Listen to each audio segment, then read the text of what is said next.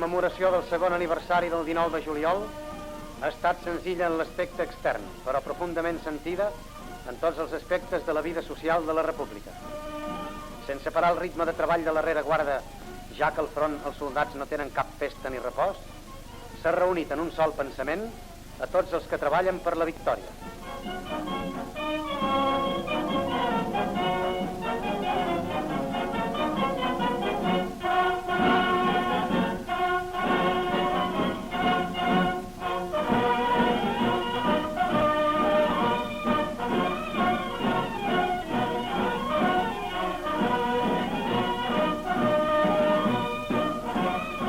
Una delegació de soldats dels diversos fronts fou rebuda a Barcelona per una representació de dones que els acompanyaren en tots els actes oficials.